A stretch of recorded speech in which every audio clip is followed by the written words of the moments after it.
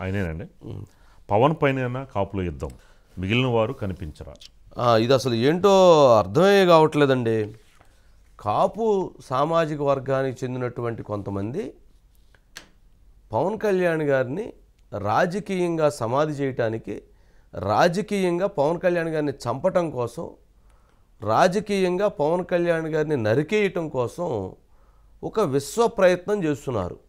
ఇది ఆశ్చర్యకరంగా ఉంది, ఆందోళనకరమైనటువంటి అంశంగా ఉంది. పవన్ కళ్యాణ్ గారిని మొన్న లాస్ట్ టైం ఓడించారు. మరలా ఇప్పుడు కూడా ఆయన ఓడించాలి, ఆయన గెలవనివ్వకూడదు, ఆయన రాజకీయంగా దెబ్బతీయాలి, ఆయన్ని రాజకీయంగా భూస్థాపితం చేయాలి, చంపేయాలి రాజకీయంగా అనే దాని మీద ఒక విశ్వ ప్రయత్నం కొంతమంది వ్యక్తులు, శక్తులు కలిసి తీవ్రంగా యుద్ధం చేస్తున్నారు. అది ఎవరు చేస్తున్నారు? శత్రువులు చేయట్లా. కాపు సామాజిక వర్గంలో ఉన్నటువంటి వారు కొంతమంది ఈ విధంగా అడుగులు వేస్తున్నారు. చాలా ఆశ్చర్యం. ఎవరన్నా కాపు సామాజిక వర్గంలో ఒక పార్టీ పెట్టి 10 సంవత్సరాలుగా తను యుద్ధం చేస్తూ, తను పోరాడుతూ, ఓడిపోయినా కూడా తను నడుస్తూ ముందుకు వెళుతూ ఉన్నాడు. ఎక్కడైనా ఎవరికైనా కౌలు రైతులకు కష్టం వస్తే తన డబ్బులు ఇచ్చాడు. తను మీటింగ్లు పెట్టి జనాన్ని తీసుకొచ్చి, జనాన్ని పిలిపించి వాళ్ళకు ఒక మెసేజ్ ఇస్తూ ఉన్నాడు. రాష్ట్రం కోసం పోరాడుతున్నటువంటి ఏకైక కాపు నాయకుడుగా కాపు వ్యక్తి అయ్యుండి ఒక పార్టీ పెట్టి ముందుకు వెళ్తున్నటువంటి వ్యక్తిగా ఆయన ఉన్నాడు. రాష్ట్రం బాగుండాలి, అందులో కాపులు బాగుండాలి, అందులో రెడ్లు బాగుండాలి, అందుట్లో కమ్మవాళ్ళు బాగుండాలి, అందుట్లో బీసీలు బాగుండాలి, అందుట్లో ఎస్సీలు బాగుండాలి, అందుట్లో మైనారిటీలు బాగుండాలని తాను తన యుద్ధాన్ని, తన పోరాటాన్ని కొనసాగిస్తూ ఉన్నాడు.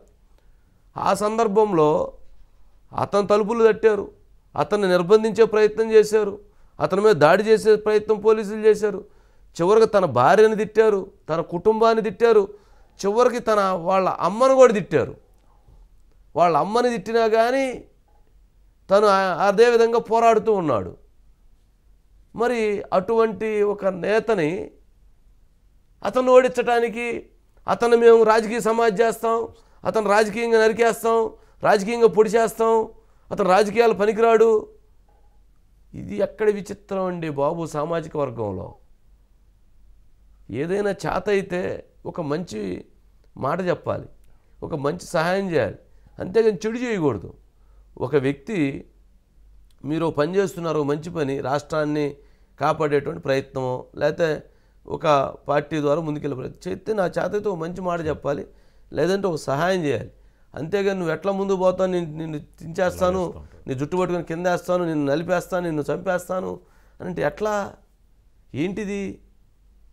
మరి ఇదే అంశం మరి ఇప్పుడు కాపులు ఎవరైతే కొంతమంది పవన్ కళ్యాణ్ గారిని ఓడించడానికి మేమంతా నడుం బిగించి వెళ్తున్నామని అంటున్నారో, మరి జగన్మోహన్ రెడ్డి గారిని ఓడించడానికి ఎవరన్నా రెడ్డీసు వచ్చి జగన్మోహన్ రెడ్డి గారిని రాజకీయంగా ఓడిస్తాం అని చెప్పని ఒక కమిటీ, ఒక అసోసియేషన్ ఏర్పడి పోయి పులివెందుల్లో ఓడిస్తారా? అంత ధైర్యం చేయరండి. చెయ్యరు కాదు, చెయ్యరు, ధైర్యం కాదు అది. అక్కడ తన సామాజిక వర్గం ఉన్నటువంటి నేత ఓడిపోకూడదు, జగన్మోహన్ రెడ్డి అనేటువంటి వ్యక్తి ఉండాలి రాజకీయాల్లో అనేది ధైర్యం కాదు అది. వాళ్ళ ఆలోచన ఆ కమ్యూనిటీలో ఉన్న ఒక లీడర్ని నిలబెట్టుకునేటువంటి ప్రయత్నం. రెడ్డీస్లో ఉన్న ఆ యూనిటీ మన 151 రావడానికి కారణం ఏంటి? జగన్మోహన్ రెడ్డి గారిని ఏక చక్రాధిపత్యంగా వాళ్ళందరూ నిలబెట్టారు. అలా ఇదయింది. మరి అదే జగన్మోహన్ రెడ్డి గారి వైపున రెడ్డిస్ పోయి ఆయన ఓడించడానికి ప్రయత్నం చేయరు కదా, సమావేశాలు బెటర్ కదా. సమావేశాలు పెట్టి రే మనం ఓడిద్దాం జగన్మోహన్ రెడ్డి గారిని, మనందరం కట్టకట్టుకొని మనందరం ఇచ్చేద్దాం అనుకుంటే అందులో మీటింగ్ పిలిచిన వాళ్ళు కొట్టొస్తారు, అక్కడ ఉన్నవాళ్ళు కొట్టొస్తారు. మాటలు కాదు, ఎవర్రా మీరు బుద్ధి ఉందా బుద్ధి లేదా జగన్మోహన్ రెడ్డి గారు ఓడించడానికి మీరందరూ మళ్ళీ మీటింగ్ పెట్టి మళ్ళీ ఏం చేయాలనుకుంటున్నారని కొట్టొస్తారు వాళ్ళని. మరి చంద్రబాబు నాయుడు గారిని ఓడించడం కోసం కమ్మ సామాజిక వర్గం ఐక్యం అయ్యి చంద్రబాబు నాయుడు గారిని ఓడించడం కోసం ప్రయత్నం చేస్తారా? చేస్తారా? చెయ్యరు. ఆయన ఉంటే ఆ సామాజిక వర్గానికి బలం, జగన్మోహన్ రెడ్డి గారు ఉంటే ఆ సామాజిక వర్గానికి బలం, పవన్ కళ్యాణ్ గారు ఉంటే ఆ సామాజిక వర్గానికి బలం, మిగిలినటువంటి వాళ్ళు మిగిలిన సామాజిక వర్గానికి ఆ సామాజిక లీడర్ల బలం. అంతేగాని చంద్రబాబు నాయుడు గారు ఓడించడానికి మీటింగ్ పెడతానని ఒప్పుకుంటారా? చంద్రబాబు నాయుడు గారు సతీమణి అంటే భువనేశ్వర్ గారిని అసెంబ్లీ సాక్షిగా తిడితే తెలుగుదేశం పార్టీ కార్యకర్తల ఇళ్లలో లేదా ఆ సామాజిక వర్గం వాళ్ళ ఇళ్లలో ఇప్పటికీ రగిలిపోతున్నారు. ఇప్పటికీ వాళ్ళు ఆ ఆగ్రహాన్ని ఆవేశాన్ని చూపిస్తూ ఉన్నారు. మరి పవన్ కళ్యాణ్ గారి కుటుంబాన్ని తిట్టారు, పవన్ కళ్యాణ్ గారి అమ్మని తిట్టారు. మరి మళ్ళీ ఏమన్నా వీళ్ళందరూ కలిసి కొంతమంది ఆయన ఓడిస్తాం అంటున్నారు. ఇదేంటండి బాబు? మరి ప్రజారాజ్యం పార్టీ పెట్టి చిరంజీవి గారు ఆ పార్టీని నడపలేక ఆయన తప్పు చేశాడా రైట్ చేశాడా ఆ పార్టీని మూసేశాడు. మరి మధ్యలో గ్యాప్ వచ్చింది కదా. మరి ఇందుట్లో ఉన్నటువంటి వీరులు ఎవరన్నా ఉంటే, సూర్యులు ఎవరన్నా ఉంటే వాళ్ళందరూ కలిసి పార్టీ పెట్టి ఆ సామాజిక వర్గాన్ని ముందుకు తీసుకెళ్లే విధంగా యుద్ధం చేయొచ్చు కదా. యుద్ధం చేయలా. కానీ ఇప్పుడు మాత్రం ఆయన పార్టీ పెట్టి 10 ఏళ్ళు మొన్న ఆయన కూడా గెలిపించలేకపోయారు. మరి అంత పెద్ద యుద్ధం చేసేటువంటి వాళ్ళు మొన్న ఆయన ఇండివిజువల్గా పోటీ చేశాడుగా. ఇవన్నీ వద్దండి.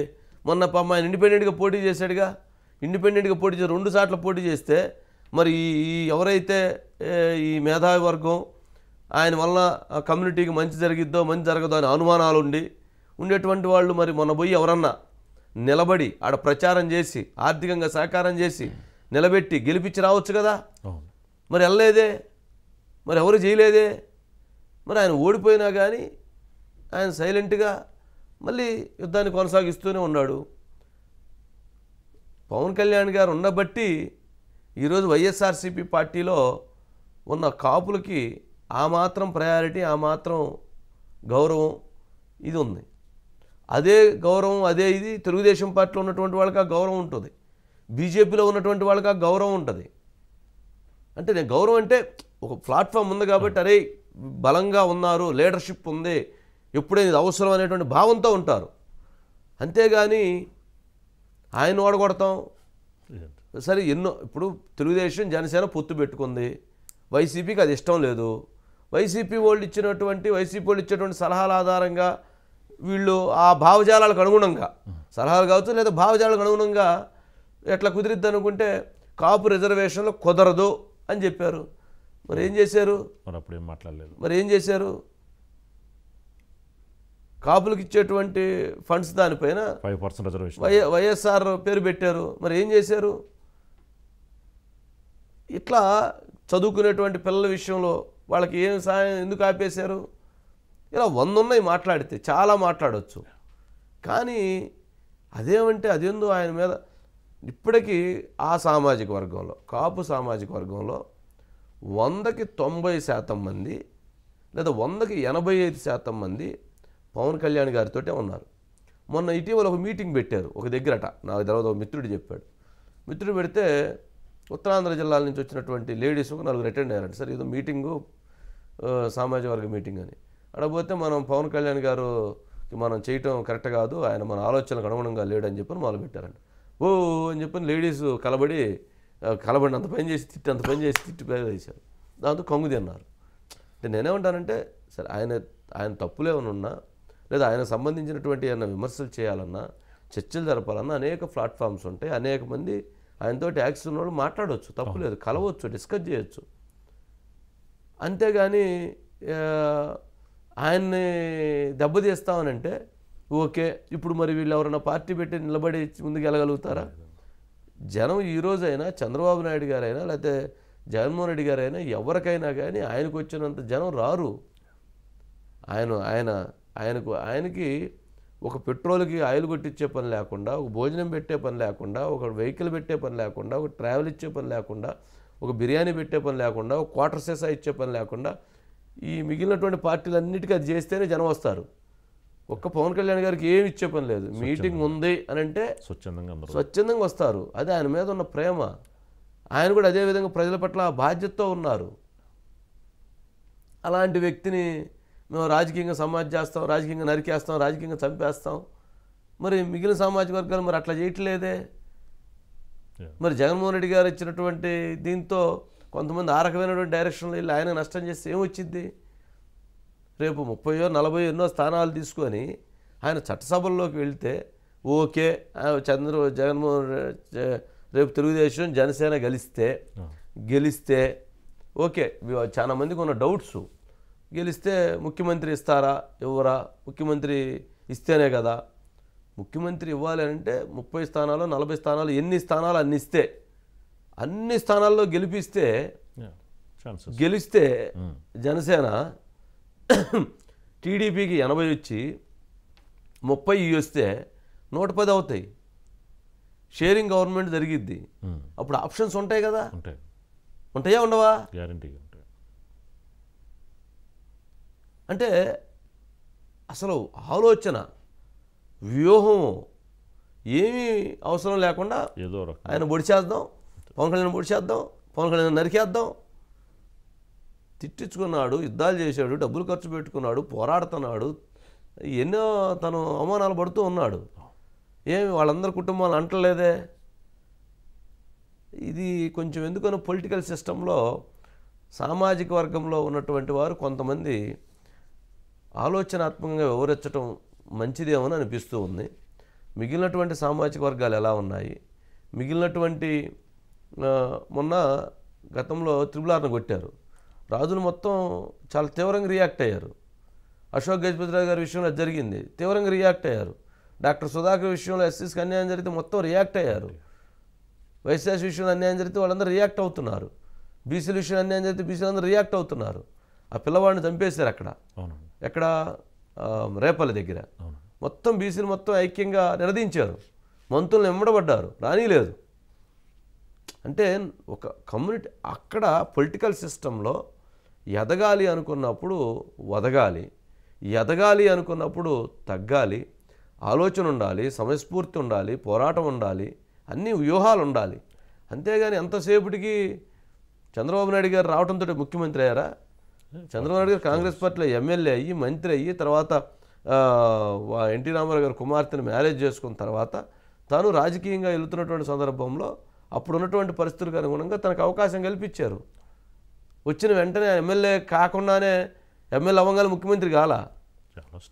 జగన్మోహన్ రెడ్డి గారు అయ్యారు అవ్వగానే ముఖ్యమంత్రి, ఆయన ఎంపీ అయ్యారు, తర్వాత ఎమ్మెల్యే అయ్యారు, మళ్ళీ ఎమ్మెల్యే అయిన తర్వాత ముఖ్యమంత్రి అయ్యారు. రాజకీయాల్లో రాగానే ఫస్ట్ రోజు మొత్తం వచ్చేయాలనే భావన ఉండకూడదు.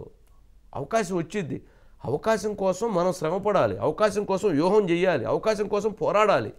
మొన్న గనక పవన్ కళ్యాణ్ గారిని కనుక 2019లో ఒక 30 స్థానాలు 40 స్థానాల్లో గెలిపించినట్లయితే ఈరోజు 100% పవర్ షేరింగ్ జరిగేది.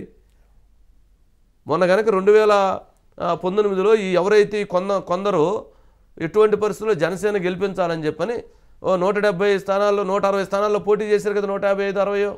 ఆ రోజు ఒక 50 స్థానాల్లో గెలిపించినట్లయితే ఈరోజు పవన్ కళ్యాణ్ గారు ముఖ్యమంత్రి. మరి ఎందుకు చేయలేదా రాజా పని? ఎందుకు చేయలేకపోయారు? ఎందుకు ఈ వ్యూహాలన్నీ అప్పుడు పెట్టలేకపోయారు?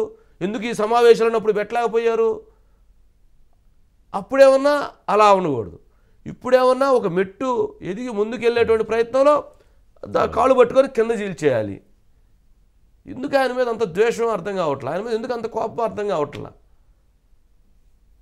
అంటే నేను సమర్థిస్తున్నాను, ఆయన పెడుతున్నటువంటి కాజు, ఆయన వెళ్తున్నటువంటి విధానం, ఆయన రాష్ట్రం బాగుండాలి, ప్రజలు బాగుండాలి, కులాలు బాగుండాలి, మతాలు బాగుండాలి, ఈ రాష్ట్రం నాశనం అయిపోద్ది, భవిష్యత్తు తరాలు బాగుండాలి అని అంత ఆలోచిస్తూ ఉంటే, అరే అంత పెద్ద విజను అంత పెద్ద ఆలోచన ఉన్న వ్యక్తిని పొడిచేస్తాం, నరికేస్తాం, చంపేస్తాం అంటే ఎట్లా, ఏంటి? వాళ్ళ సామాజిక వర్గంలోనే ఆ విధంగా ఉందని నేచర్. అందరు లేరు, ఇప్పుడు 85% ఆయనతోటే ఉంటారు. ఆడవాళ్ళు ఒప్పుకోరండి, పిల్లలు ఒప్పుకోరండి. పేరు నాని గారు తిట్టారని చెప్పని పవన్ కళ్యాణ్ గారిని, పేరు నాని గారికి అత్యంత స్నేహితుడు, వాళ్ళు పోయి యుద్ధం చేసి వచ్చారు ఆయన మీద, ఏంది నువ్వు వాడు తిడతావని. ఏదో అంటే స్నేహం కొంది. పవన్ కళ్యాణ్ గారిని తిట్టడం వల్లనే వాళ్ళ అమ్మని తిడితే ఎవరు ఊరుకుంటారండి? వాళ్ళ అమ్మని తిట్టారా లేదా, తిట్టిచ్చారా లేదా? ఇవాళ మళ్ళీ వాళ్ళు కొంతమంది తయారు చేసి ఆయన మీద యుద్ధం చేపిస్తారా? ఆలోచన ఉండొద్దు. ఎవరో కొంతమంది ఉంటారు, వాళ్ళు పిలుస్తారు, వెళ్ళి సరే అని వస్తామా?